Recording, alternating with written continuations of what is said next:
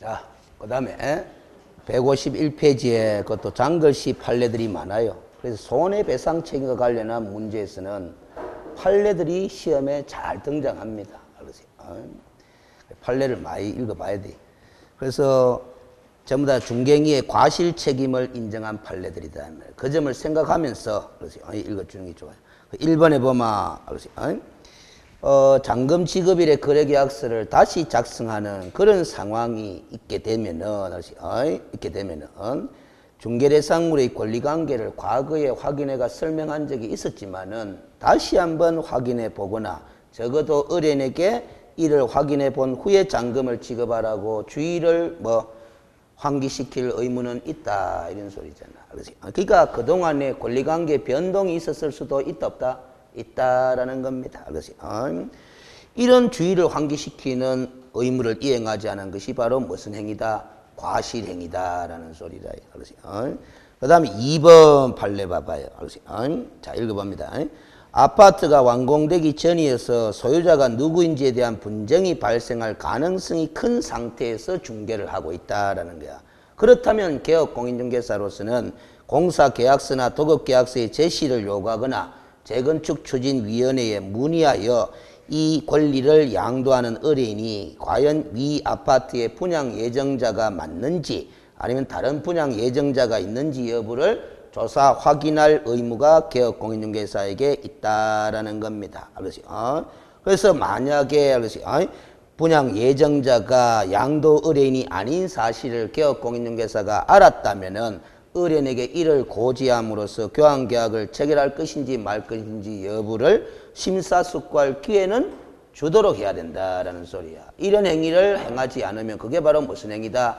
과실행위다 이런 소리입니다. 그에 따른 손해배상 책임을 져라라는 판례들이거든. 그 다음에 3번 판례는 따로 별표 표시해둬야 되죠. 이 판례 하나만 갖고도 문제를 구성할 수도 있는 기고 우리가 법조문을 복습하는 데도 도움이 되는 판례라. 그대로 읽겠습니다. 지난번에도 읽었습니다.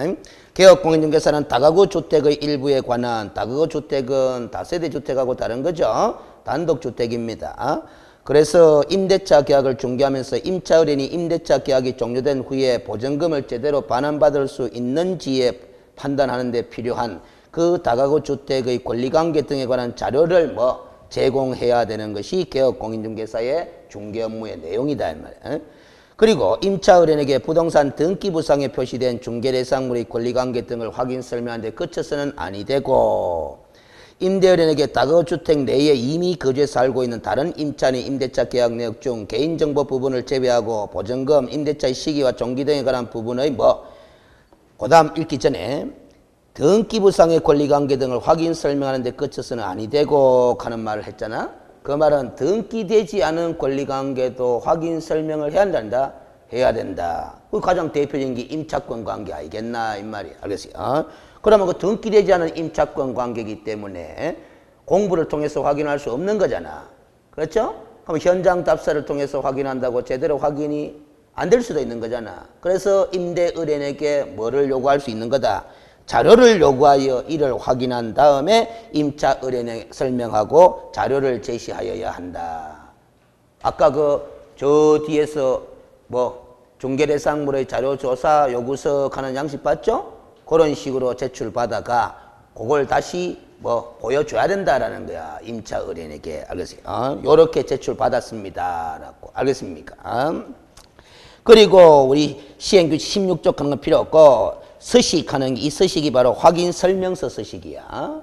그래서 중개대상 확인설명서에 중개 목적물에 대한 실제 권리관계 또는 공시되지 않은 물건의 권리사항 하는 게 있죠? 그게 9번이야. 9번. 세부 확인사항에 9번, 10번, 11번, 12번 중에 9번이다 이 말이야.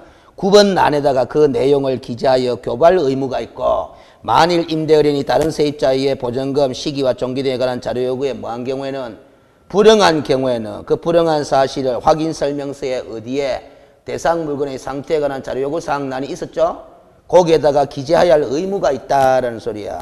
또한 개업공인중개사가 다가구주택 일부에 관하여 의뢰인과 임차인 간의 임대차 계약을 중개하면서 의뢰인에게 부동산 등기부에 기재된 건재당권의 채권 최고액을 고지하고 임대차 계약서의 특약사항에 이를 기재하였으나 다가구 주택에 거주하던 다른 임차인의 보증금 액수, 임대차 계약의 시기와 종기 등에 관한 사항을 확인하여 설명하지도 않았고 근거 자료도 제시하지도 않았으며 이 사건에서는 또 확인 설명서의 실제 권리관계란에 9번란에 아까 기재해야 됨에도 불구하고 기재하지도 않았는데 그 후에 위 다가구주택에 관하여 게시된 경매 절차에서 다가구주택의 다른 소액 임차인 등은 배당을 받았으나 이 임차 의뢰인은 이들보다 후순위에 있게 됨에 따라 가지고 보증금 반환 채권을 배당받지 못하게 되는 손해를 입어버렸다 이 말이지. 그리고 임대인에게서도 보증금을 반환받지도 못했다 이 말. 그 결국 보증금에 대한 손해를 입혔다 안 입혔다? 입혔다. 누가? 개업공인중개사가 중개행위를 잘못함으로써. 알겠습니까? 이 경우에 개업공인중개사는 공인중개사법 몇 조에 따라서 30조 1항 아까 과실책임 규정이 있죠? 그 규정에 따라서 손해배상 책임을 져야 되는데 이 개업공인중개사가 협회에 공제에 가입되어 있더라 이 말이지. 그런 말이지. 개업공인중개사와 공제기관인 공인중개사협회는 연대해서 임차 의뢰인이 입은 손해에 대해서 배상 책임을 져야 한다 안 한다? 져야 된다라는 소리다. 알겠습니까? 법 공부한 걸 토대로 해가 이 판결문을 쭉 읽으니까 뭐다? 아주 이 판결문 쓰는 판사님이 뭐다? 법조문에 충실하게 입각해서 판결문을 잘 쓴 거 아이가. 알겠습니까? 이런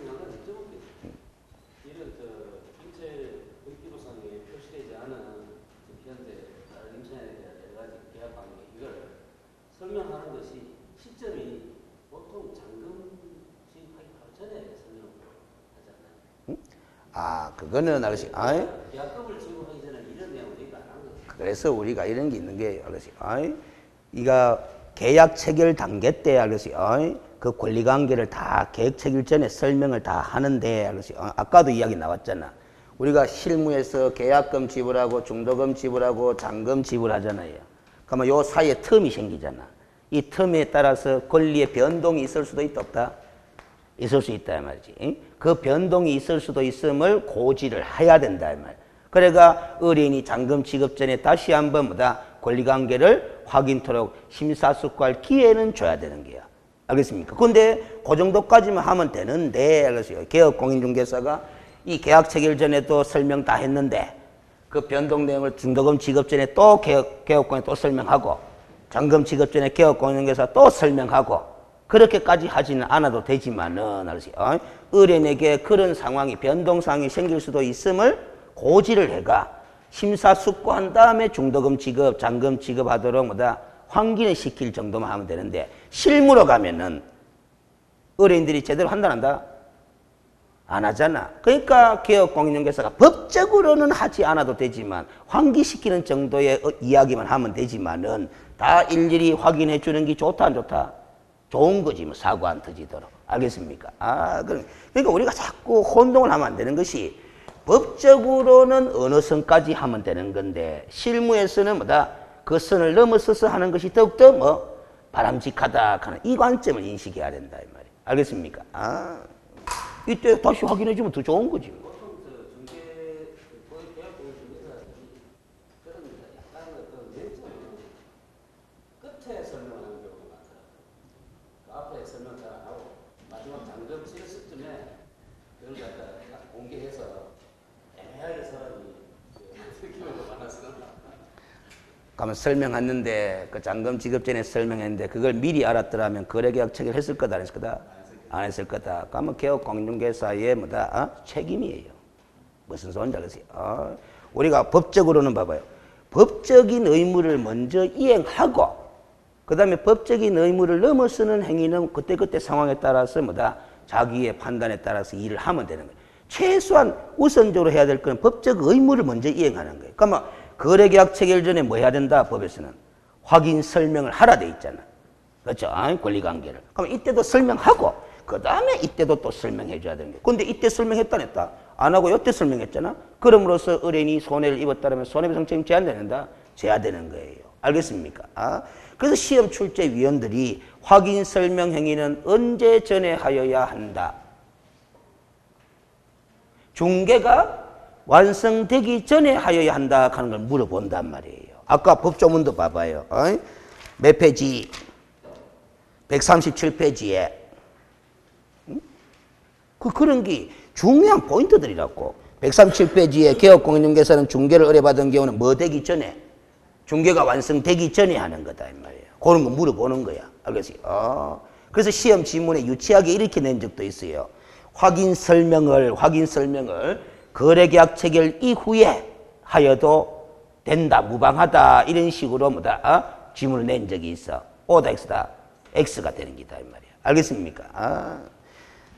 그 자꾸 우리가 이런 걸 또 실무에서는 혼동하는 사람들이 많아. 그래서 개업공인중개사들이 그렇게 이용할 수 있는 거죠. 일반인들은 잘 봐요. 일반인들은 중개 완성을 언제로 봐요? 이때로 본단 말이야. 근데 법은 이때로 봐요, 이때로 봐요. 이때로 보는 거야. 그렇지? 그러니까 일반인들은 이때를 중개 완성전으로 보니까, 완성으로 보니까 이전에 설명하면 되는 것으로 착각하는 거예요. 알겠어요? 근데 법은 확인 설명을 언제 해라? 이전에 해라라는 거야. 알겠어요? 이전에 했는 걸 또 이때 또 하면 좋나 안 좋나? 또 좋지 뭐. 근데 여는 안 하고, 이때는 안 하고, 이때 하면은 법을 위반하는 거단 말이에요. 알겠습니까? 그런 거다. 자, 그 다음 됐고, 152페이지에 마지막 판례 봐봐요. 동그라미 4번 봅니다. 이것도 처음부터 끝까지 한번 읽어보겠습니다. 좀 어려운 판례인데 지난번에는 결론만 이야기했는데 당사자가 개업공인중개사에게 부동산 거래의 중개를 위임한 경우에 나서 이게 바로 중개 의뢰한 경우 하는 말이야. 중개계약은 위임관계와 유사하다 해서 있겠네. 개업공인중개사는 그 의뢰인의 취지에 따라서 위임 취직하는 게 의뢰 취지다.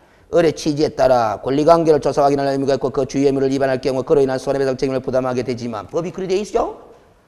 그로서 중개를 위임한 거래 당사자 본인이 본래 부담하는 거래 관계에 대한 조사 확인 책임이 개업공인중개사에게 전적으로 기속되고 거래 당사자는 그 책임에서 벗어난다고 볼 것은 아니다. 이 말은 뭐냐? 권리관계에 관해서 개업공인중개사가 확인 설명할 책임이 있다 없다? 있지만은 왜? 중개 의뢰를 받았기 때문에. 그 중개 의뢰 받았다고 해가지고 권리관계에 대한 확인 책임이 100% 개업공인중개사에게 넘어가는 것은 아니고 누구한테도 여전히 있는 거다. 의뢰한 의뢰인이 거래 당사자에게도 스스로 권리관계를 확인할 책임이 있는 거다 없는 거다? 있는 거다라는 소리야. 알겠어요? 따라서 개업공인중개사가 부동산 거래를 중개하면서 진정한 권리자인지 여부 등을 조사 확인 의무를 다하지 못함으로써 의뢰인에게 발생한 손해에 대한 배상의 범위를 정하는 경우에 배상 금액이 얼마냐를 정하는 경우에 의뢰인에게도 거래관계를 조사 확인할 책임을 게을리한 부주의가 인정되고 그것이 또 의뢰인이 입은 손해의 발생 및 확대의 원인까지 되었다고 보여진다면 전적으로 개업공인중개사에게만 손해배상 책임을 물을 수는 있다 없다? 없다. 거래관계 를 맺은 거래 당사자 스스로도 권리관계를 제대로 확인하지 못한 과실이 있는 거다 없는 거다? 있는 거다. 따라서 피해자인 중개인에게 과실이 있는 것이기 때문에 무슨 상계를 할 수 있는 거다? 과실상계를 할 수 있는 거다라는 겁니다. 피해 입은 의뢰인 네 스스로도 잘못한 점이 일부 있지 않느냐? 그래서 개업공인중개사에게 손해배상 금액을 정할 때 100% 책임 묻지는 못하고 과실상계를 해서 손해배상 금액을 정할 수 있다라는 판례다 이 말이야. 알겠어요? 이렇게 해서 과실상계를 인정하는 것이 손해의 공평부담이라는 손해배상제도의 기본 원리에 비춰 볼 때도 타당하다라는 거야. 여기서 봐봐요. 손해의 공평부담이라는 손해배상제도의 기본 원리 하는 말이야. 손해의 공평부담이라는 손해배상제도의 기본 원리라는 거야. 그럼 말해봐. 제가 손해를 입었는데, 그래서 손해를 누구 때문에? 요 사람 때문에. 알겠어요? 요 사람 때문에 손해를 입었는데, 내한테도 그 손해를 발생시킨 원인이 일부 있더라, 없더라? 있더라라는 거. 그러면 가해자인 이 사람한테만 손해배상 책임을 100% 묻는 거는 공평부담의 원칙에 맞다, 안 맞다? 안 맞다라는 게. 이게 손해배상제의 기본 원리예요. 그리고 우리가 손해배상 금액이 얼마냐라는 걸 정할 때도 봐봐요. 실제 발생된 손해액을 기준으로 하는 것이 공평부담의 원칙에도 맞는 거예요. 아니, 손해는 1억이 발생됐는데 손해배상 금액을 5천만 원 정해주면 되나 안 되나? 안 되는 거잖아요. 알겠어요? 그래서 발생된 손해액이 손해배상 금액의 한도가 되는 거야. 알겠어요? 손해는 1억 발생했는데 손해배상 금액을 또 1억 5천만 원 하면서 금액을 정해주면 되나 안 되나? 안 되는 거다. 그게 다 손해 공평부담의 원칙 하는 게 작용하기 때문에 그런 거다. 알겠습니까? 그래서 우리가 교통사고 났을 때 알겠어요. 네 잘못이 크다, 내 잘못이 크다 이런 거 따지잖아. 그게 공평부담의 원칙 때문에 그런 거다 이 말이야. 알겠습니까? 양갈로 2번 보기 전에 그 위에 판례가 있네. 반갈로 2번 봅니다. 자기의 중개사무소를 다른 사람의 중개의 장소로 제공하는 행위도 무과실 책임으로서 손해배상 책임을 묻고 있죠. 그래서 알겠어요. 그 세 번째 줄 끝에 개업공인중개사의 뭐와 관계없이 고의 과실 여부와 관계없이 가는 곡이 핵심이야. 알았어요. 그래서 밑에 5줄 판례는 알았어요. 그대로 읽으면 사무소 제공에 따른 손해배상 책임이야. 개업공인중개사 갑이 자신의 사무소를 누구의 중개의 장소로 을의 중개의 장소로 제공하여 을이 임대차 계약을 중개하면서 당사자로부터 정전 임차인에게 보증금 반환금을 전달하여 달라는 부탁을 받고 검언을 수령하면서 이를 횡령했어요. 횡령은 누가 했다? 을이 했는데 을이 그 횡령한 장소가 어디다? 갑의 중개사무소다. 그 갑에게도 사무소 제공에 따른 손해배상 책임을 물을 수 있는 거다 없는 거다? 있는 거다. 그래서 양갈로 이번에 재산상 손해가 발생해야 손해배상 책임을 묻는 거지. 알겠습니까? 재산상 손해가 발생한 게 없으면 손해배상 책임 물을 거 있다 없다? 없다라는 게야. 재산상 손해에 한정하죠. 그럼 정신적 손해배상 책임은 이렇게 공부해야 되잖아. 정신적 손해 부분은 이 법에서는 규정이 없다라는 거야. 이 법에서는 규정이 없다라는 거야. 이 법에서 규정이 없다 하는 말은 이렇게 되는 거죠. 이 법에서는 책임을 묻는다 못 묻는다? 못 묻는다라는 거야. 그러면 다른 법에서 책임을 물을 수는 있겠다 없겠다? 있겠다. 거기 뭐 민법이 된단 말이야. 알겠습니까? 그럼 됐고 153페이지로 갑니다. 알겠어요? 양갈로 3번에 그 고의과실 등에 의한 중개행위와 그래서 발생한 재산상 손해라는 결과 사이에는 무슨 관계가 인정이 돼야 된다? 인과관계가 인정이 돼야 손해배상 책임이 성립된다라는 소리다. 알겠어요? 그 인과관계 하는 글자만 알면 되고 밑에 6줄은 안 읽어봐도 됩니다. 어려운 부분이라요. 사법 시험 정도에 써야 될 문장들이야. 알겠어요? 하도 다른 책에서는 설명한 게 없어가 제가 좀 설명해 놓은 거예요. 알겠어요? 다른 교재들 보면 전부 다 인과관계가 있을 것 하고 끝이야. 알겠어요? 인과관계에 대해서 뭐 설명한 게 없어요. 시험에 나오지도 않습니다. 제가 우스갯소리로 이렇게 하면 적이 있죠.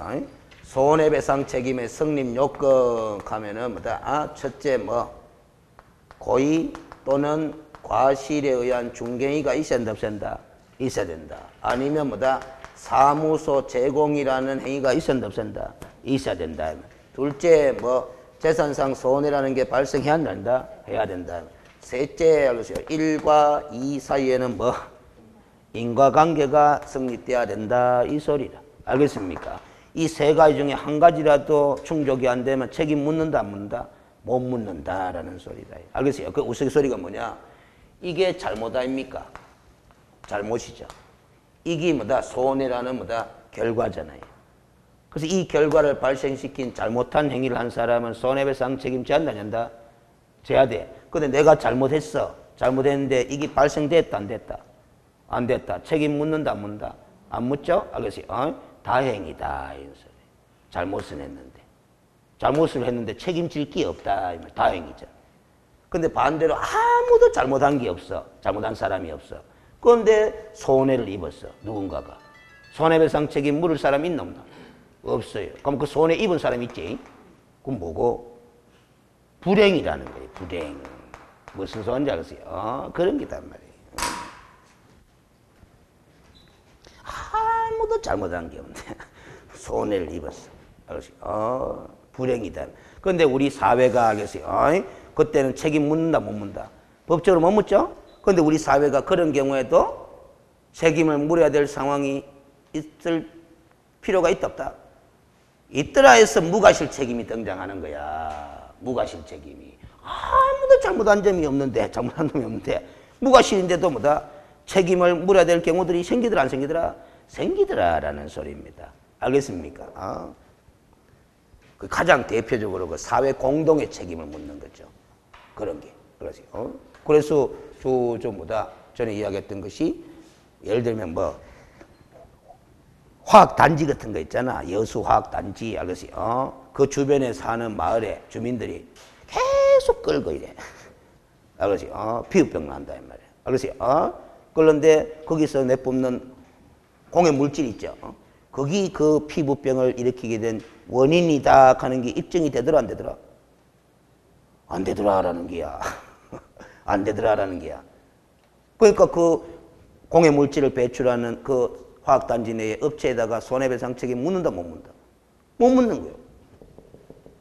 네? 인과관계가 입증이 안 되잖아요. 입증이 안 되는 거예요. 책임 못 묻는 게. 그러면 어떻게 하자? 그래도 마을의 주민들이 다 피부병 하니까 그 화학단지 내에 입주해 있는 입주 업체들로부터 공평하게 니 1억 내라, 니 5천만 원 내라, 니 1억 내라가 수십억 만들어가 병원 하나 만들어가. 마을 주민들 정기적으로 계속 진료케 한다 하는 기다. 그게 사회적 책임인 거예요. 무슨 소리인지 알겠어요? 담배 똑같잖아, 담배. 담배가 폐암의 발병 원인이다 하는 인과관계가 명백히 입증이 됐나? 안 됐지. 그렇죠. 안 됐지. 그러니까 담배 판매 행위가 가능해지는 거예요. 만약에 인과관계가 명백히 입증됐다 쳐봐. 알겠어요? 그럼 담배 판다 못 판다? 못 팔아. 알겠어요? 그 판매하는 행위 자체가 폐암을 유발시키는 행위를 하는 거잖아요. 알겠어요? 그런 거단 말이에요. 알겠어요? 그러니까 그 연구하겠어요? 안 하지. 인과관계 입증하는 연구를 하겠다 이 말이지. 뭐 하지? 알겠어요? 자, 그 다음 됐고 3번에 손해배상증권의 무슨 시효? 소멸시효. 규정이 있다 없다? 없다라는 게야. 규정이 없으면 이 법에 없다라는 거지. 알겠습니까? 그러면 민법을 준용하면 될 것이다 라는 거죠. 4번 손해배상 책임의 보장하는 게 바로 보정 설정이죠. 언제 전까지 보정 설정해야 되는 거다? 업무 개시 전까지. 몇 가지 방법 중에 하나로, 3가지 방법 중에 하나로. 알겠어요? 무슨 적 있죠? 근데 공탁은 담보공탁의 성질을 지닌다 하는 게 시험에 한번 나왔던 적이 있는데 딱 한 번 나왔어요. 그렇죠? 그 공탁은 왜 안 오? 하면 이렇게 말하면 된다는 거야. 손해배상 책임을 담보하기 위한 목적이다. 이렇게 이야기하면 되는 거지. 그렇지? 그게 이제 담보공탁하는 용어 자체가 공탁의 성격을 가리키는 용어예요. 알겠지? 자, 그 다음 됐고 D페이지로 갑니다. D페이지. 그 보충학습에 보면은 2번째 줄에 봐봐요. 협회 회원이 아닌 개업 공인중개사는 공제에 가입할 수 있다 없다? 없다. 알겠습니까? 협회 회원이 아닌 개업 공인중개사는 공제에 가입할 수 있다 없다? 없다라는 거야. 없다라는 거야. 그럼 결국 협회 회원이 아닌 개업 공인중개사는 보정 설정 방법으로 알겠어요. 뭐과 뭐 중에서 하나를 선택할 수밖에 없다. 보정보험 또는 공탁 중에서 선택할 수밖에 없다라는 소리죠. 그럼 대부분 협회 회원으로 가입하더라 안 하더라? 다 가입하더라 이렇게 생각하면 돼. 그럼 그 밑에 중개가 완성된 때 보정 설정 내용 설명도 하고 정서사본도 우회라 교부해라라는 요 일을 안 하면 얼마다? 100만 원 이하의 과태료 부과 대상이다라는 거예요. 1번, 2번, 3번은 안 외워도 돼요. 그냥 보정서의 내용을 읽어주면 된다 이 소리지 알겠지? 근데 밑에 한평 가는 거 아주 시험에 잘 나옵니다. 공탁의 방법으로 보정 설정한 공탁금만큼은 폐업 또는 사망한 날로부터 3년 동안 회수한다 뭐한다? 뭐한다라는 거야. 왜 이런 회수 제한 규정을 뒀느냐? 그 취지를 깨닫고만 지나가면 됩니다. 왜 뒀느냐? 왜 뒀느냐? 자, 봐봐. 이거 꼭 깨달아야 돼. 이거. 자, 손해를 발생시킨 원인 행위가 이거 아닙니까? 이 행위가 행해지는 시점하고 손해가 발생되는 시점하고 같을 수도 있고 다를 수도 있다라는 소리야. 알겠습니까? 무슨 소리냐 있지? 그러면 봐봐요.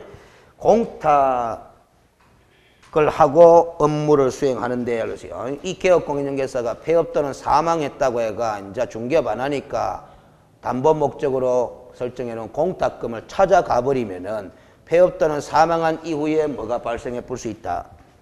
손해가 발생해 볼 수 있다. 그럼 보장한다 뭐한다? 뭐 하지 않느냐. 그래서 폐업 또는 사망한 날로부터 몇 년 동안은 못 찾아가도록 3년 동안은 못 찾아가도록 그렇게 제한 규정을 둔 거다 이 말이에요. 자, 그러면 됐고 알겠어요. 밑에 이제 보정보험 또는 공제의 성격과 관련된 판례들인데 1번 판례가 아주 중요합니다. 세 번째 줄에 타인을 위한 손해보험 계약하는 글자 있죠? 그것만 알면 돼요. 그 용어만 익히면 돼.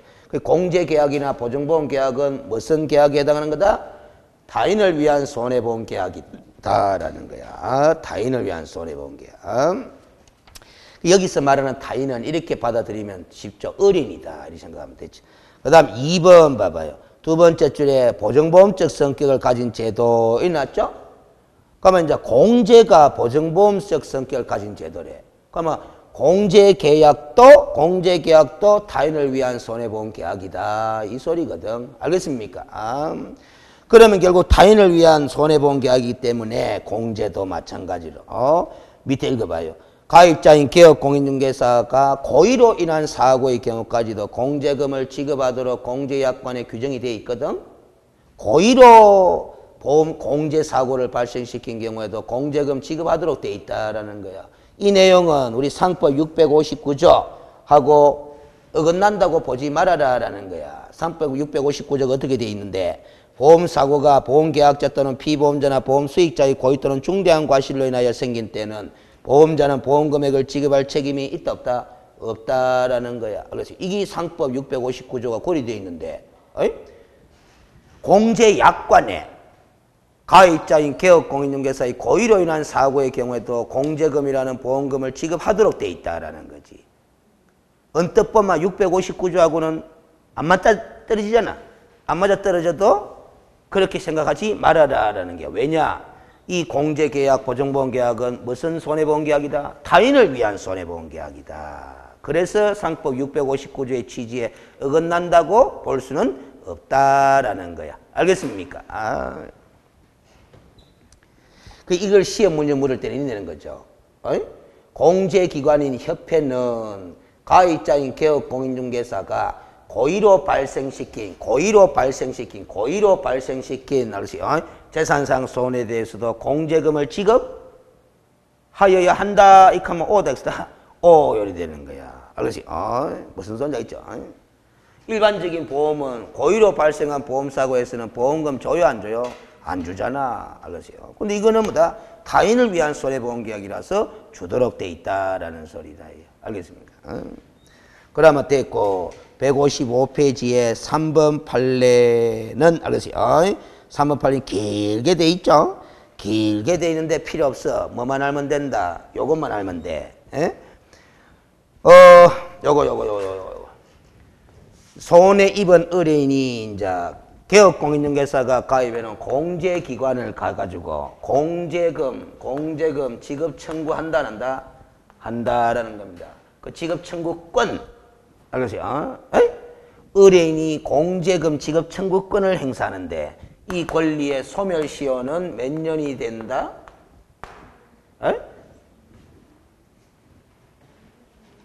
원래 옛날에는 2년으로 해석했는데 최근에 상법이 개정돼가 몇 년이다? 3년이다라는 것만 알면 되는 거다. 상법에는 이 단어가 나온다, 안 나온다? 이 단어가 나오는 게 아니고 상법에는 이 단어가 나오지. 보험금 지급 청구권이다 이 말이지. 보험금 지급 청구권의 소멸시효가 몇 년이다? 개정돼가 3년이 됐다. 그러면 이것도 보험금이다, 보험금 아니다? 보험금이다 이 말이에요. 알겠습니까? 그런 소리다. 그러면 됐고, 알겠어요? 동그라미 4번은 지압보다 관계없습니다. 알겠어요? 그거는 안 읽어봐도 좋아요. 그럼 동그라미 5번은 시험 문제에 한번 나온 적이 있어요. 자주 나오지는 않았습니다. 이거는 그 마지막 진하게 되어 있는 것만 읽어봐요. 공제계약이 유효하게 성립하기 위해서는 공제계약 당시에 공제사고, 즉 보험사고의 발생 여부가 확정되어 있지 않아야 한다. 그거의 시험 지문으로 나온 거예요. 그 뒤에 우연성과 선의성의 요건을 갖춰야 된다 하는 건 지워도 좋아요. 알겠어요? 같은 말인데. 결국 그 두 줄은 뭔 소리냐 하면은 지가 보험사고 터뜨리 놓고 공제계약 체결하면은 공제계약이 유효하다, 안 유효하다? 유효하지 않다라는 거예요. 알겠습니까? 공제계약 체결 당시에 보험계약 체결 당시에 알겠어요? 그 보험사고가 아직까지 발생됐는지 안 됐는지 확정되지 않은 상태라야 보험계약이 유효하다라는 소리다. 알겠어요? 어려운 건 어때요? 여러분들이 암보험 가입하면서 알겠어요? 암보험 가입하면서 벌써 암 진단 받았어. 암 진단 받고 난 다음에 암보험 가입하면 되나? 안 되는 거 아이가. 그 논리다 이 말이에요. 알겠습니까? 그 다음 됐고 뒷페이지로 갑니다. 이제 보정 설정의 내용 해놨는데 법인인 기업 공인중개사는 얼마 이상? 2억 원 이상. 분사무소마다 얼마? 1억 원 이상 추가로 그렇게 알면 돼요. 그 관로안에 지역농협을 제외한 누구도 포함, 특수법인도 포함되어 있잖아. 누구를 제외한? 지역농협을. 지역농협을 왜 제한하냐? 방갈로 2번이 있으니까. 그러면 산림조합이다, 산업단지관리기관이다, 자산관리공사는 똑같이 얼마? 2억 원 이상. 법인이 아닌 기업공인중개사는 얼마? 1억 원 이상. 농협은 얼마? 1천만 원 이상이 되는 거다. 알겠어요? 다 끝났고. 양갈로 2번에 업무 개시 전에 보정 설정하고 신고해야 된다 하는 거 아까 했죠? 그런데 보정 설정 신고를 하는 것이 원칙인데 생략해도 되는 경우가 있다 없다? 있더라라는 게야. 직접 통보해 주면은. 알겠습니까? 그 다음 양갈로 3번에 변경 설정, 재설정 신고 가는 게 있는데 다른 보정으로 변경하고자 할 때도 자 이미 설정한 보정 효력이 있는 기간 중에라고 돼 있죠? 이미 설정한 보정의 효력이 있는 기간 중에 돼 있어. 그때 다른 보정 설정하고 신고를 해야 보정 설정의 효력이 단절된다 안 된다? 안 된다라는 거야. 그 다음 방갈로 2번 보정기간이 만료돼가 다시 재보정 설정할 때는 언제까지? 당해 보정기간 만료일까지 가는 게 지나게 돼 있잖아. 당해 보정기간 만료일까지 재보정 설정해야 보정의 효력이 단절되지 않는다라는 거야. 그러니까 방갈로 1번과 방갈로 2번을 통해서 이 취지를 인식하면 되는 거잖아. 보정 설정은 개업공인중개사가 중개업무를 수행하는 기간 중에는 한시라도 단절돼서는 된다 안 된다? 안 된다라는 취지다. 요 깨달으면 어디에서 묵노? 요거 깨달았구만. 여기에서 물 수 있잖아. 읽어본 적이 없어도 자 시험 지문이 나온다. 업무 정지 처분 기간 중에 개업공인중개사 업무 정지 기간 중에 그렇지. 아니면 휴업 기간 중에 공제보험의 가입 기간이 만료일이 도래해 버렸어. 무슨 기간 중에? 업무 정지 기간 중에. 그럼 만료일까지 다시 가입할 필요가 있다 없다? 없다라는 거예요. 못 써먹나? 생각하는 공부를 해봐요. 업무를 수행하는 기간 중에는 무조건 보정 설정이 유효하게 돼 있어야 되잖아. 그럼 업무 정지 기간 중에는 업무 수행하나? 안 하잖아. 그러면 보정기간의 만료일이 기간 중, 업무 정지기간 중에 도래해도 만료일까지 다시 가입할 필요는 없고 언제 전에 다시 가입하면 된다? 업무 개시 전까지. 알겠어요? 그러면 되는 거잖아. 이게 응용이에요. 응용하려고 하면 생각을 해야 되는 거다. 이 말이에요. 알겠어요? 휴업기간 중에도 마찬가지인 거야. 알겠어요? 그럼 요럴 때도 있잖아요. 요거는 이제 그 밑에 보충학습 한번 봐봐요. 보충학습. 나오네. 휴업기간 중에 보정기간이 만료되더라도 휴업기간 중에 보정을 갱신하지 않을 수 있으며 다시 업무를 시작하기 이전에만 보정을 갱신하면 될 것이고 만약 보정의 만료일이 무슨 날인 경우에는 공휴일인 경우에는 보정계약을 미리 체결하여 보정기간이 우회되도록 연속되도록 해야 한다. 뿐만 아니라 개업공인중개사가 공제기간 만료일부터 5일 후에 공제에 가입하면 되나 안 되나? 되나 안 되나? 안 되잖아.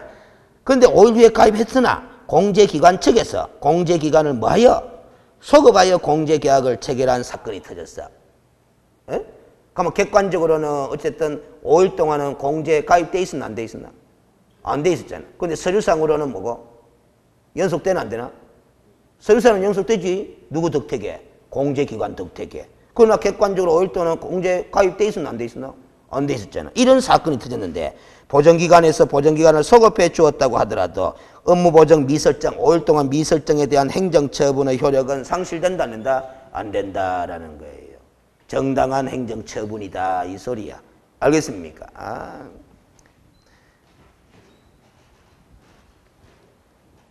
그 다음 방갈로 3번 하세요. 이것도 신고를 생략할 수 있다 하는 거. 변경설정, 재설정 신고도 마찬가지 신고 생략 가능. 양갈로 4번. 그럼 손해 입은 의뢰인은 이 손해 입은 의뢰인 있죠? 이 손해 입은 의뢰인은 개업공인중개사가 가입한 공제금이나 보증보험금 다 갈 수 있잖아? 그러면 그 탈락하면은 이 손해 입은 의뢰인은 어디 찾아가야 된다? 어디 찾아가야 된다? 어디 가서 내놔라 한다? 보증기관에 가서, 보증보험 회사 가서, 공제기관에 가서 보증금 지급 청구하면 된다. 그래서 거기에 보면은 세 번째 줄 끝에 서류를 첨부하여 어디에다가 지급 청구해야 한다? 보정기관에 돼 있잖아. 보정기관에. 그럼 서류를 왜 첨부하노? 그거는 뭐다? 나는 손해배상금의 명목으로 보전금을 지급받아갈 자격이 있다 하는 걸 증명해야 된다. 해야 되니까 서류를 첨부하라는 소리잖아요. 알겠어요? 됐죠? 그 서류 가는데 서류가 손해배상 합의서, 화해조서 이런 것들이다. 그럼 외울 필요가 없어요. 알겠어요? 그 다음에 네모 박스 안에 보충학습 봐봐. 손해 발생 원인인 중갱이 당시의 보전기간과 보전금 지급 청구 당시의 보전기간이 다를 수도 있다 없다? 있다라는 거. 왜? 변경 설정이 가능하니까. 알겠어요? 그럼 어느 기관이 보전금을 지급하는 거다? 손해 발생 원인인 중갱이 당시의 보전기관이 지급하는 거다라는 소리입니다. 알겠어요? 그러니까 결국 봐봐요. 공탁금은 찾아간다 못 찾아간다? 못 찾아가는 거야 이거. 맞잖아? 맞잖아? 손해가 언제 발생했구만? 폐업 또는 사망한 이후에 발생해버리면. 그렇죠? 그럼 그 손해를 발생시킨 원인된 중갱이는 폐업 또는 사망 전에 했지 않느냐. 그때 뭐 해놨다? 공탁해놨지 않느냐 말이야. 그래서 공탁기관이 지급해야 되는데 찾아가보면 줄 돈이 없잖아. 그래서 그러면 보증보험에 가입하거나 공제에 가입한 개업공인중개사는 찾아가고 말고 따질 필요 있다 없다? 없어요. 그거는 가입기간이 만료되면서 보험료 환급받는 게 아니거든. 알겠어요? 무슨 소리인지 알겠어요? 돌려받는 거 없어. 알겠어요? 보험회사도 묻고 살아야지. 알겠어요? 그 다음 됐고 방갈로 2번 제일 밑에 봐봐요. 그래서 이제 보전금으로 손해배상을 했으면은 며칠 이내 15일 이내에 보증보험 또는 공제에 다시 가입하거나 공탁금 중 부족하게 된 금액을 뭐해라? 보전하여야 한다라는 소리죠. 알겠어요? 됐습니까? 그럼 다 됐어요. 이제 손해배상제인과 업무보증설정제도 공부가 다 끝났다라는 소리입니다. 알겠어요? 어려운 주제 또 하나 넘었어요. 근데 어렵다 하는 게 딴 게 어려운 게 아니고 뭐 판례가 뭐 다 어려운 거지 뭐 읽기 귀찮고 이래서 그렇지. 알겠어요? 이만큼 판례를 꼬박꼬박 다 읽어주는 사람도 없어요. 알겠어요? 그 다음 158페이지에 계약금 등의 반환채무 이행의 뭐 보장해놨다 이 말이에요. 계약금 등의 반환채무 이행의 보장. 에스크로 제도와 유사한 제도다 하는데 159페이지에 6번째 줄에 에스크로라는 제도를 마련하여 시행하고 있다 이렇게 있죠? 에스크로 들어봤다라는 정도만 하면 돼요. 알겠어요? 그래서 어떤 사람이 알겠어요? 어떤 사람이 중개사 시험에 영어도 나옵니까? 이리 물어. 그래서 제가 답변할 영어 나옵니다. 에이? 그럽니다. 놀래요. 영어 나오는데 몇 개만 알면 된다. 지금 에스크로 한 개 알아야 되죠? 그 다음에 또 아까 저 뒤에서 봤잖아. 대인활동, 구매심리, 구매행동심리, AIDA 가는 거. 알겠죠? AIDA. 그 다음에 셀링 포인트 가는 거. 또 한 개 더 알면 좋아요. 뭐 리스팅. 리스팅. 리스팅. 이 리스팅이 뭐다?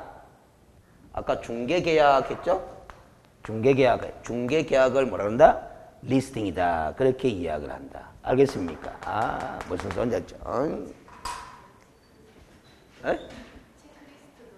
아, 네. 알겠어요. 체크리스트도 했네. 그런 단어만 나옵니다. 알겠어요? 그 한자도 나옵니까? 그럼 나온다 하면 돼. 뭐만 알면 된다. 가벌병정무만 알면 된다. 이 소리. 알겠습니까? 아, 근데 옛날에 1회, 2회, 3회 때인가 초창기 시험 있죠? 한자가 나왔어요. 제가 알기로는. 제가 그때 강의는 안 했지만, 알겠어요? 한자가 이제 법 과목이기 때문에 나온 걸로 알아. 알겠어요? 특히 민법 시험 칠 때. 알겠어요? 지금은 안 나옵니다. 자, 그럼 됐고, 알겠어요? 이제 법조문으로 바로 갑시다. 159페이지 제일 밑에 1번에 계약금 등의 무슨 권고? 예치 권고 한 다음에. 자, 조문 봅니다. 개업공인중개사는 거래 안전을 보장하기 위하여 필요하다고 인정하는 경우에는 거래계약의 이행이 완료될 때까지, 언제까지? 계약의 이행이 완료될 때까지 무슨 돈을? 계약금 등 동그라미 치라 그랬죠? 관로하니까 계약금 등 가면 잔금도 들어간다 들어간다? 들어간다. 그 돈을 누구 명의로? 개업공인중개사 또는 대통령령이 정하는 자의 명의로 어디에다가? 금융기관, 공제사업자, 신탁업자 등에다가 예치하도록 거래 당사자에게 뭐 할 수 있는 제도다? 권고할 수 있는 제도다. 권고 동그라미 치면 돼요. 그러면 이제 개업공인중개사가 거래 당사자에게 권고하는 거거든. 그럼 권고해도 되고 안 해도 되고. 그럼 권고를 했다 하더라도 거래 당사자는 거절해도 관계없고 이래 된단 말이야. 여러분들이 거래 당사자면은 뭐다? 권고를 받아준다 안 받아준다? 안 받아준다라는 소리죠. 알겠습니까? 그런데 여러분들 거래 당사자가 하는데 매도인이 있고 매수인이 있는 거 아닙니까? 매수인은 권고를 받아준다 안 받아준다? 받아주지 뭐. 매도인이 권고를 안 받아주는 거예요. 그런데 우리 법조문은 거래 당사자에게 권고할 수 있다 이렇게 돼 있기 때문에 매수인에게 권고할 수 있다 안 돼 있잖아. 거래 당사자에게 권고할 수 있다. 그럼 거래 당사자 다 권고를 양쪽이 다 받아줘야 된다 말인다. 받아줘야 하는데 한쪽이 안 받아주잖아. 매도인 측이. 그러니까 있으나 마나한 거야. 현실적으로 보면. 알겠어요? 안 받아줘 보는데 뭐. 알겠어요? 집을 팔아먹는데 10원짜리 돈 하나도 못 만져보면 좋아한다 싫어한다. 싫어한다라는 소리잖아요. 알겠어요? 그러면 이렇게 예치하면 거래 안전이 보장될 수 있다 없다? 있다라는 거죠. 알겠어요? 거래 안전이라는 건 딴 거 없어요. 잘 봐봐요. 부동산 거래 안전이라는 건 물건 줄 거 주고 받을 돈 받으면 거래가 안전하게 끝난 거다 안 끝난 거다? 끝난 거다라는 게야. 알겠습니까? 그런데 이제 거래 사고라는 것은 어떤 사고가 터지느냐 하면은 물건은 넘겨줬는데 뭐 돈을 주더라 안 주더라? 안 주더라. 이게 거래 사고도 되잖아요. 알겠어요? 그 거래 안전을 위해서 뭐다? 그 거래 대금을 계약금 등을 금융기관 등에다가 예치해 두도록 합시다라고 권고할 수 있는 제도로 만들어놨다. 뒷페이지 봅니다. 그래서 예치 명의자는 개업공여 또는 대통령 영이 정하는 자라 했는데 1번부터 뭐 6번까지가 대통령 영이 정하는 자야. 알겠습니까? 그리고 오른쪽에는 예치기관에가 금융기관, 공제사업자, 신탁회사 등 이렇게 적어놨죠? 제가 금융기관에다가 물음표 따라놓고 등에다가 물음표 따라놓은 거는 금융기관의 범위가 명확하다, 불명확하다? 불명확하다. 등의 범위가 명확하다, 불명확하다? 불명확하다. 그래서 물음표 따라둔 거예요. 그러니까 불명확한 걸 시험 문제에 물으면 되나 안 되나? 안 되는 거지. 물을 때는 불명확한 걸 물을 때는 이렇게 물으면 돼요. 불명확한 거 그대로 물으면 돼. 알겠어요? 불명확한 표현을 그대로 시험 지문으로 물으면 아무 하자가 없어요. 알겠어요? 됐죠? 2번에 계약금 등의 예치 관리해 놨는데 알겠어요? 관료안에 장글시에 줄 거야 돼요. 누구 명의로 예치하는 경우에만 적용되는 거다. 개업공인중개사 명의로 예치하는 경우에만 적용되는 거야. 그럼 아까 대통령 영이 정하는 자의 명의로 예치할 수도 있잖아. 그때는 이 1, 2, 3의 규정이 적용되는 거다 안 되는 거다? 안 되는 거다라는 소리예요. 1번 봐봐요. 개업공인중개사 명의로 예치하게 되면은 인출에 대한 당사자의 동의 방법과 반환채무 이행 보장에 소요되는 실비 이 두 부분에 관해서 약정을 해야 한다. 해야 된다라는 게 약정. 몇 가지 약정해야 된다?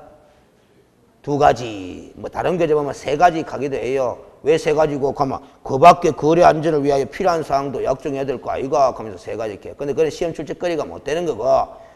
2가지를 약정해야 되는데 인출에 대한 당사의 동의 방법은 왜 약정해야 되느냐? 2번을 읽어보면 알아.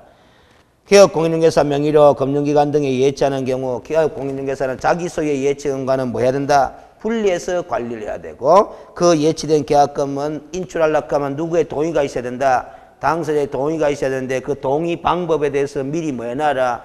약정해라 이 소리입니다. 알겠습니까? 그 다음 3번 봐봐요. 개업공인중개사 명의로 예치하게 되게 되면은 그 예치 대상이 되는 계약금 등에 해당하는 금액을 반환하겠다라는 보장의 의미로 보증보험이나 공제가입이나 공탁을 하라 이렇게 돼 있잖아. 결국 보증 설정해야 된다라는 소리입니다. 누구 명의로 예치하게 되면 개업공인중개사 명의로. 왜? 개업공인중개사가 인출해가 날라뿐만 골치 아프지 않느냐라는 거야. 그래서 이때를 대비해서 개업공인중개사도 보증 설정하라는 거잖아. 이 보증 설정하는데 돈이 들어가죠? 그 돈이 관료안에 뭐라고 돼 있어요? 권리 취득 의뢰인에게 청구할 수 있는 뭐에 해당한다? 실비에 해당한다. 그 실비를 뭐라고 부르느냐? 위로 올라가 봐요. 1번에 반환채무 이행 보장에 소요되는 실비 약정하라 돼 있잖아. 반환채무 이행 보장에 소요되는 실비 이렇게 부른다 이 말이야. 알겠습니까? 그걸 누구한테 청구하는 거다? 취득하고 오잖아. 의뢰인한테 청구하는 거다. 매수인 돈을 보호하는 거니까. 그렇죠. 그러면 1번 봐봐요. 개업공인중개사가 지명의로 예치하게 되면은 이렇게 예치 대상에 해당하는 금액만큼의 반환을 보장하는 보정 설정해야 되고 그 보정 설정하는데 비용이 들어가니까 아무리 취득 의뢰인에게 청구할 수 있는 실비라고는 하지만은 부담이 되니까 권고한다 안 한다? 안 해버린다라는 소리입니다. 알겠습니까? 그래서 실효성이 좀 없어요, 조문이. 161페이지 봐봐요. 3번에 계약금 등의 사전 수령해놨는데 관료안에 장글씨를 또 줄 거놔야 돼. 예치 명의자가 뭐 개업공인중개사든 대통령이 정한 자든 누구냐에 관계없이 이 내용은 똑같이 적용되는 거다라는 거지. 알겠습니까? 자, 예치한 경우에 그 계약금 등을 수령할 수 있는 권리가 있는 자는 주로 이전자 측이죠. 수령할 수 있는 권리가 있는 자는 계약을 해지한 때에 반환을 보장한다는 의미로 뭐 또 보정 설정해야 한다. 해야 돼. 에? 보정 설정하고 그 보정서를 예치 명의자에게 교부하고 뭐 할 수 있다? 미리 수령할 수 있다. 미리 수령 동그라미 딱 쳐놔요. 원래 이 예치된 계약금 등은 언제 수령해 가는 거다? 예치된 이 계약금 등은 매도인 측이 언제 수령해 가는 거다? 아까 표현대로라면 언제까지 예치할 것을 권고할 수 있다. 계약의 이행이 완료될 때까지 하는 말이 있었나 없었나? 있었죠? 그 계약의 이행이 완료될 때까지. 그 계약의 이행이 완료될 때마다 수령해 갈 수 있는 돈이야. 그런데 그 계약의 이행이 완료되기 전이라도 미리 수령할 수도 있다 없다? 있다. 미리 수령해 가려고 하면 반환을 보장한다는 의미로 뭘 설정해야 된다? 보정을 설정해야 된다라는 거야. 그래서요? 그럼 그 보정 설정하는데 비용이 들어간다 안 들어간다? 들어가는데 그거는 우리 법에 아무런 규정이 없어요. 매도인 스스로가 부담하는 수밖에 없는 거야. 알겠습니까? 이런 제도로 만들어 놨기 때문에 실효성이 좀 떨어져. 알겠습니까? 떨어져. 그 지금 밑에 기출문제 한번 봐봐요. 알겠습니까? 기출문제. 여기서는 이 문제는 안 나왔구나. 2번 지문 한번 봐봐요. 우체국 예금 보험에 관한 법률에 따른 누구 명의로? 채신관서 명의로 협회에 예치할 수도 있다 해놨죠? 그러면 채신관서도 예치 명의자가 될 수 있다 없다? 있다. 그럼 왼쪽 표에 있잖아. 그렇죠? 그걸 물은 거고. 3번도 봐봐요. 보험업법에 따른 보험회사 명의로 금융기관에 예치할 수 있다 없다? 있다. 그럼 보험회사도 예치 명의자에 들어간다 안 한다?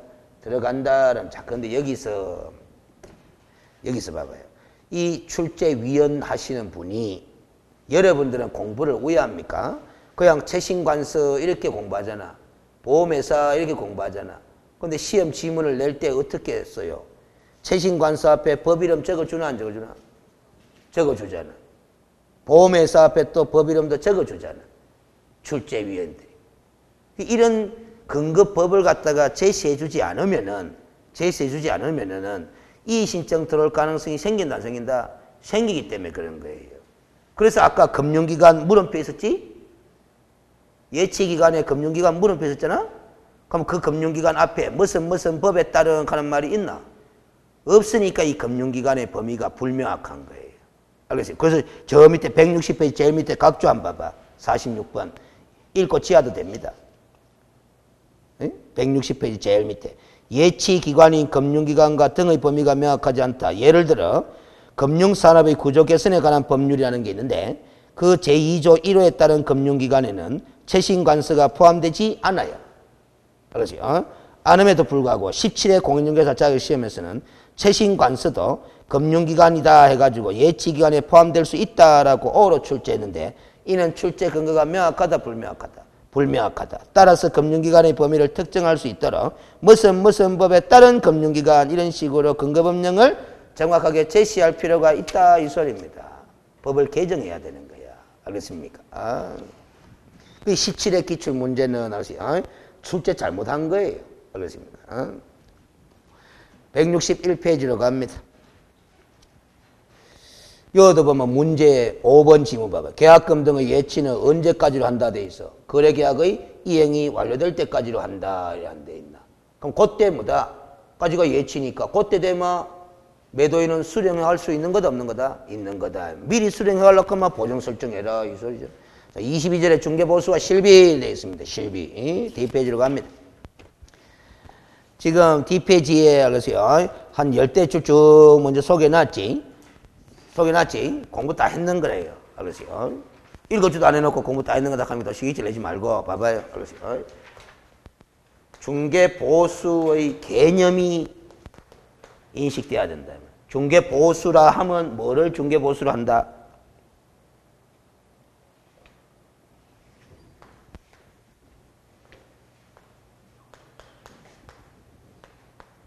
뭐예요? 중개 완성의 대가인 거야. 이 단어만 다 봐봐요. 그러면 개업공인중개사가 아무리 중개행위를 열심히 해도 중개를 완성시켰다 못 시켰다? 못 시켰으면 보수 받는다 못 받는다? 못 받는다라는 소리죠. 그럼 중개 완성이 돼야 받는다라는 거잖아. 알겠어요? 그럼 중개가 완성만 되면 보수 받을 수 있는 거야. 그럼 자, 중개가 완성된 이후에 하는 말은 매매계약이 체결된 이후에 이 소리잖아. 매매계약이 체결된 이후에 그 매매계약이 해제됐어. 해제. 누구의 잘못 없이, 개업공인중개사의 잘못 없이 해제됐어. 그럼 당사자 간의 사정으로 해제됐어. 보수 받는다 못 받는다? 받는다. 알겠어요? 중개 완성의 대가잖아. 중개 완성 됐잖아. 알겠어요? 무슨 매매계약 체결 이후에 뭐다? 그 매매계약이 해제됐는데 누구 탓에 해제됐다? 자기들 탓에. 당사자 사정으로 해제됐다 이 말이에요. 그럼 개업공인중개사는 중개 완성시킨 적이 있나 없나? 있잖아. 대가 받는 거야. 그런데 그 매매계약이 해제된 원인을 살펴보니까 누구의 잘못으로 해제됐다? 개업공인중개사의 잘못된 중개행위로 뭐다? 해제가 돼본 거야. 알겠습니까? 아마 받는다 못 받는다? 못 받는 거지. 이 개념을 보면 당연히 해석이 되는 거예요. 요거의 완성의 대가라. 그럼 자 봐봐요. 봐봐요. 분양대행. 중개다 중개 아니다?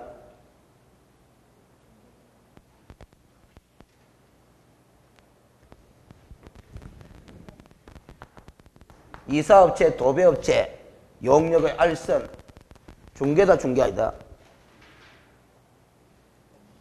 에헤이. 원래 겸업이잖아. 겸업은 중개 업무가 아니잖아요. 그럼 분양 대행해줬다, 용역 알선해줬다. 그 대가는 이 대가가 아니잖아. 이 대가가 아니니까 중개 보수가 적용된다 안 된다? 안 된다. 뻔한 거 아이가 말이지. 이걸 확실히 인식하면 뭐다? 다 해결돼요. 그럼 권리금 거래 알선해주고 대가 받는다 받는다? 받아. 그 대가는 중개 보수도 아니다? 아니지 뭐. 중개가 아닌데 뭐.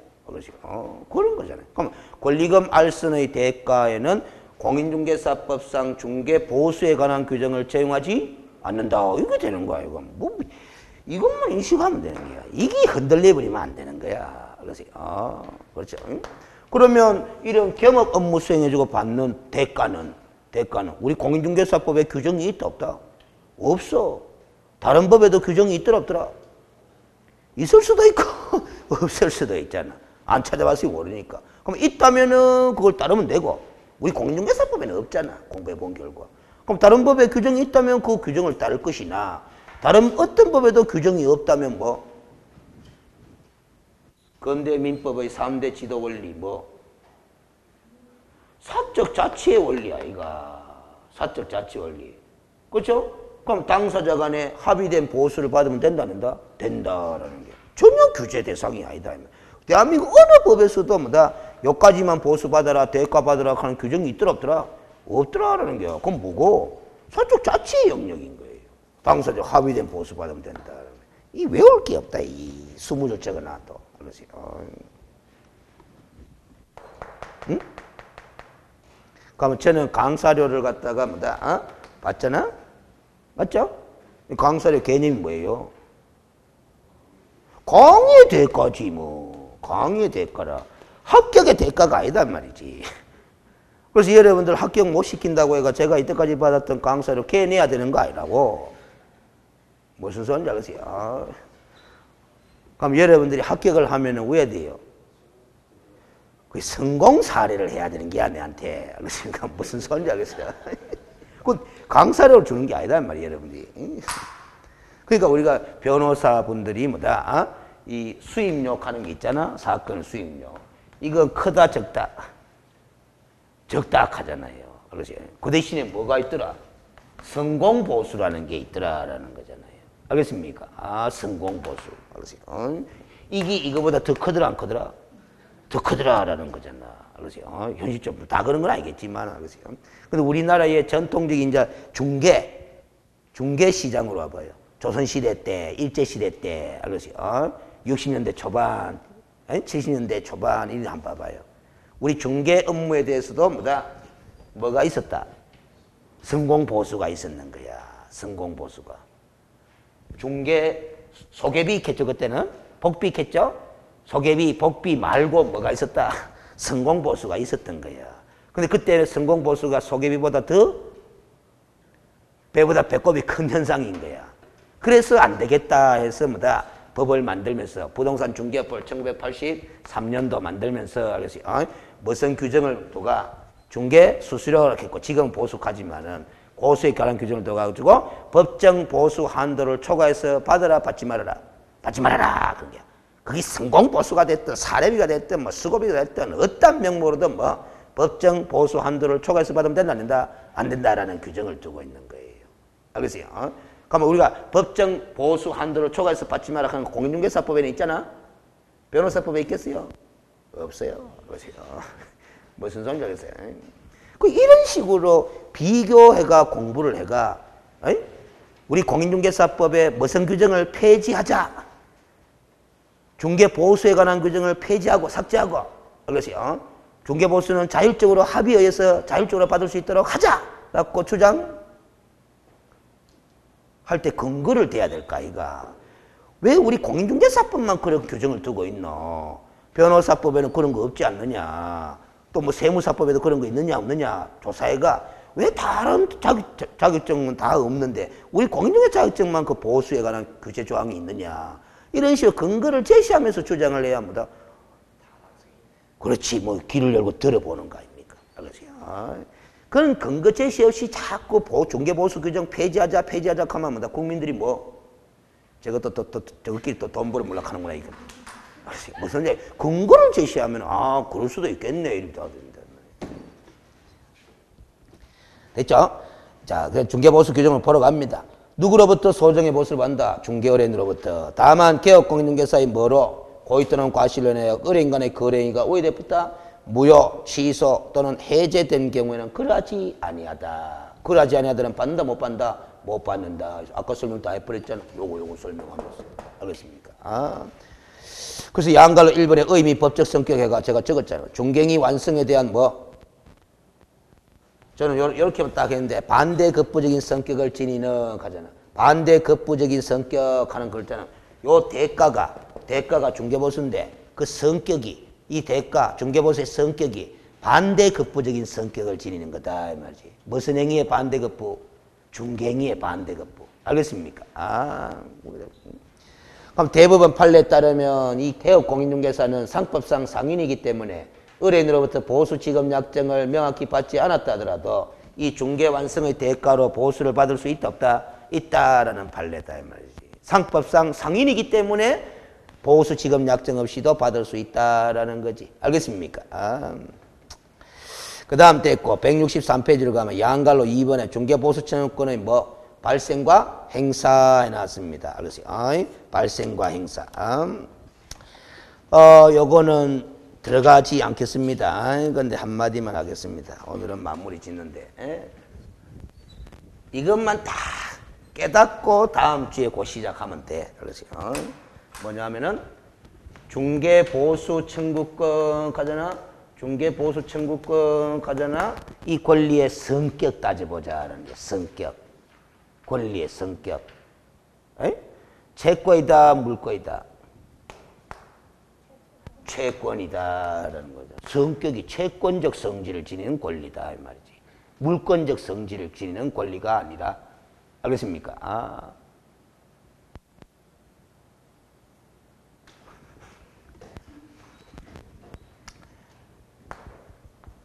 민법책 공부하면 전세권하고 임차권하고 구별해서 공부를 한다? 한다. 그러면 차이점을 이런 것도 이거는 무슨 성질? 물권적 성질. 물권이고 요거는 채권의 성질을 지니는 권리다라는 게요. 다르다라는 거죠. 그 어느 게 힘 세다? 물권이 채권보다 힘 세다라는 걸 알잖아. 그러면 전세권이 임차권보다 뭐 힘 세다라는 거잖아. 맞죠? 그럼 남의 집에 새 들어갈 때 요렇게 새 들어가는 게 좋다. 요렇게 새 들어가는 게 좋다. 요렇게 새 들어가는 게 좋다라는 거예요. 알겠습니까? 아, 이게 힘 세다며. 알겠습니까? 아, 힘 세다며. 알겠어요. 아, 왜 힘이 세요?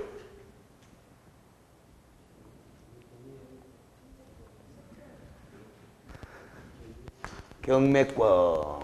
또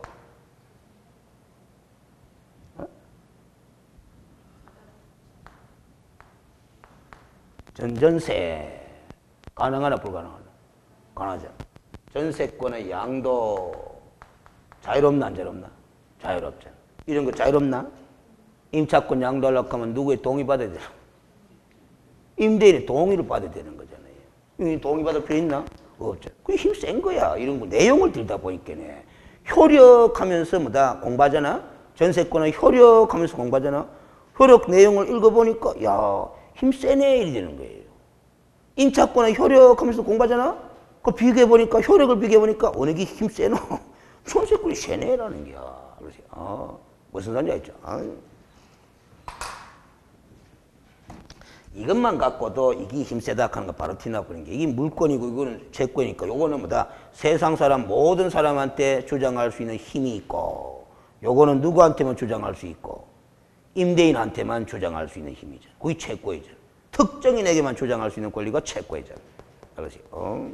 그러니까 그런 식으로 자꾸 핵심을 보란 말이야. 핵심을. 알겠지? 그러면 요거는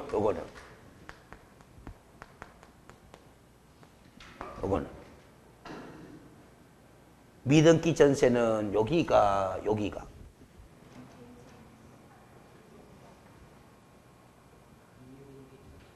미등기 전세. 허허, 잘 봐봐요. 전세권은 어떻게 설정하노? 전세권 설정 계약을 하죠. 그 전세 계약을 하잖아.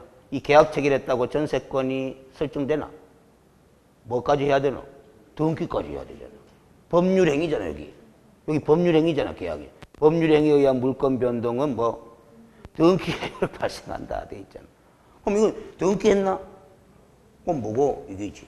임차권이지. 그렇지. 전세권이 아니야. 말을 사람들이 미등기 전세 계산치. 미등기 전세 세입자의 권리는 따져보면 뭐다? 임차권에 불과하더라라는 소리야. 알겠습니까? 말을 사람들이 자꾸 미등기 전세. 그래서 정확하게는 이걸 어떻게 또 바꿔서 이야기하냐면 이 전세를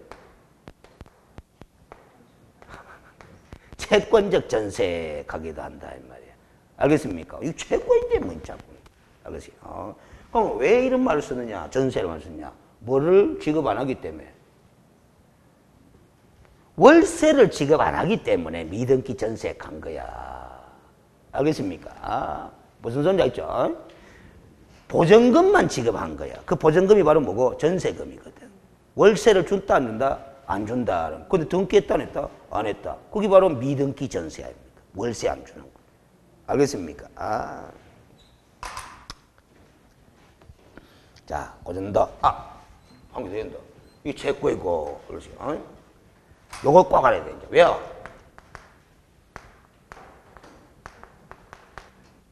뭐다? 정지조건부 권리다라는 거 외워라. 그러면 그 권리를 가진 사람은 이 권리를 주장해야 되잖아? 주장할 때 뭐가 성취돼야 된다? 정지조건이 성취돼야 주장하는 거야. 정지조건의 내용이 뭐고? 내용이. 중개 완성하는 게. 중개 완성이 되면 중개 보수 지급할게. 이렇게 하는 거 아이가. 맞죠? 그러니까 중개 완성이라는 정지 조건이 성취되면 그 권리를 뭐 할 수 있는 거다? 주장할 수 있는 거고.